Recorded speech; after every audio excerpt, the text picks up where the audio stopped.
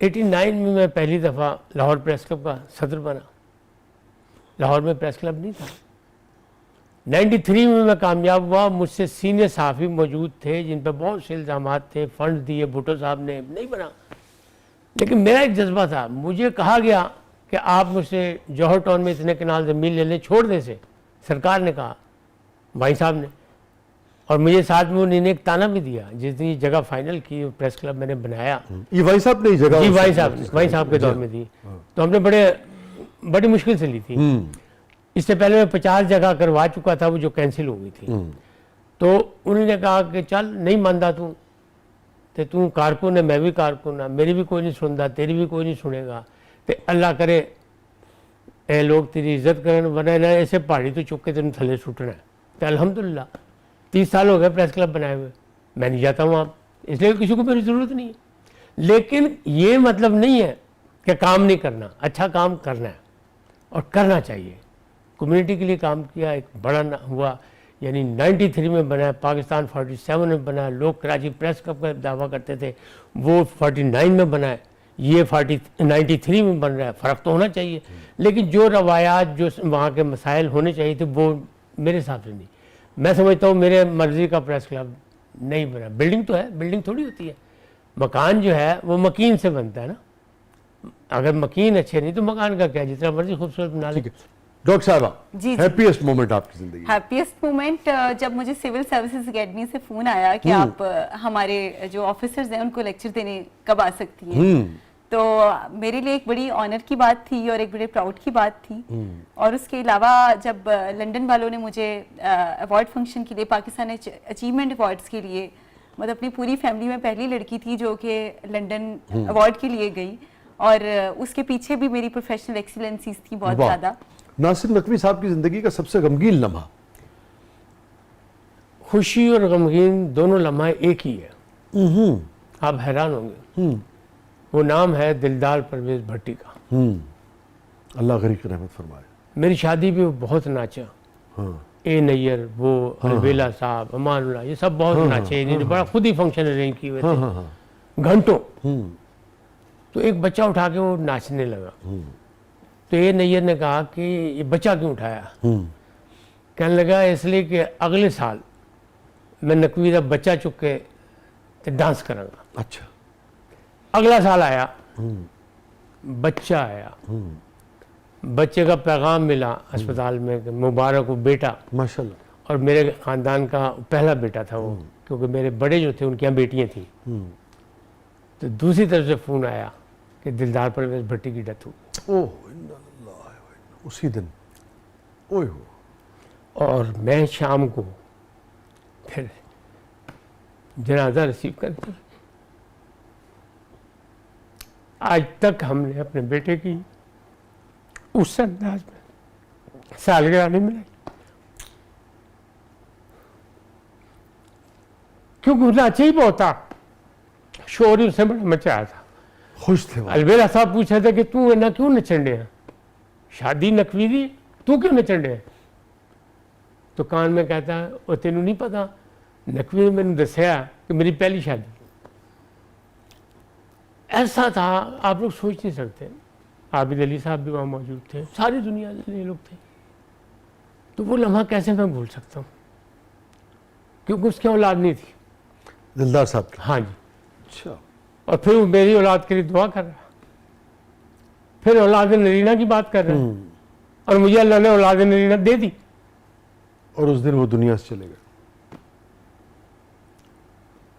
और आपका ये कहना है कि उसके बाद आपने कभी अपने बेटे की सालगिरह नहीं, बाकायदा सालगिरह नहीं बनाई। अब नासिर भाई, आप ऐसे मोड़ पे आ गया है प्रोग्राम, बहुत सारे सवालात थे मेरी मुट्ठी में, मगर अब क्या आपके सामने मुट्ठी खोली जाए। बहुत बहुत शुक्रिया, आपने वक्त निकाला, आप तशरीफ़ लाए। वसी शाह साहब, मुकम्मल नहीं हुआ प्रोग्राम, कोई शेर तो अपना सुनाए, कोई नजर कर दें। आज आपने बड़ी कंजूसी भी जो फानी के बहुत सारे शेर सुनाए। नहीं, आपने अपना कोई शेर नहीं सुनाया। मैं ये जो बात कर रहे थे ना, मोहब्बतों की जो बात हो रही थी, देखिए शेर भी अजीब अजीब उसके एंगल्स निकलते हैं और आप हैरानी रह जाते हैं। बाज़ वक़्त को नया वाक़या आपको शेर का एक नया एंगल जो है वो यकीन आता है। अभी जो आपने अपना साहबजादे का की सालगिरह का, दिलदार साहब के इंतकाल का जिक्र किया, एक ही दिन में जो सब कुछ हुआ, अल्लाह ताला साहबजादे को तवील उम्र अता फरमाए, आपको बहुत खुशियाँ दिखाए। अभी बुझाओ न कैंडल न केक काटो अभी, अभी बुझाओ न कैंडल न केक काटो अभी, कुछ और देर मेरा पिछला साल मत छीनो।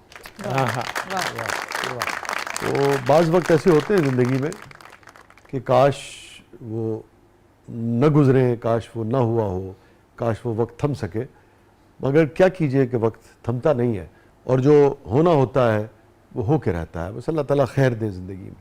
बहुत बहुत शुक्रिया, थैंक यू सो मच आपकी तशरीफ़ आवरी का। बहुत बहुत शुक्रिया नासिर भाई, बहुत बहुत शुक्रिया डॉक्टर साहबा, आप तशरीफ़ लाई।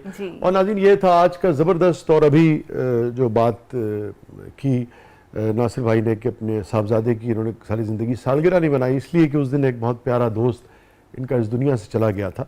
मैं सिर्फ एक चीज़ कहूँगा कि देखिए, ये बड़ा प्रैग्मेटिक दौर कहलाता है ना, हम हर चीज़ को प्रैक्टिकल वे में देखते हैं, प्रैग्मेटिज्म के साथ देखते हैं, अमलियत पसंद हो गए हैं।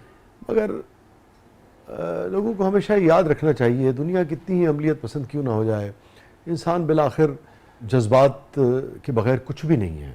वरना तो मुजस्मे में, एक पत्थर के मुजस्मे में जो बेपनाह हसीन हो या रोबोट हो, उसमें जो कि बहुत सारी कमांड्स देता हो, बहुत सारे काम करता हो, लेकिन अगर वो रो नहीं सकता, अगर उसके अंदर ये जज्बा नहीं है कि एक दोस्त जो उसकी शादी में बहुत खुश था और बहुत उसने रक्स किया, और वज़ादारी का ये आलम ना हो कि वो अगर दोस्त उसी दिन दुनिया से चला जाए जिस दिन बेटा भी पैदा हो, और आदमी फिर सारी ज़िंदगी उस औलाद की सालगिरह भी ना मनाए।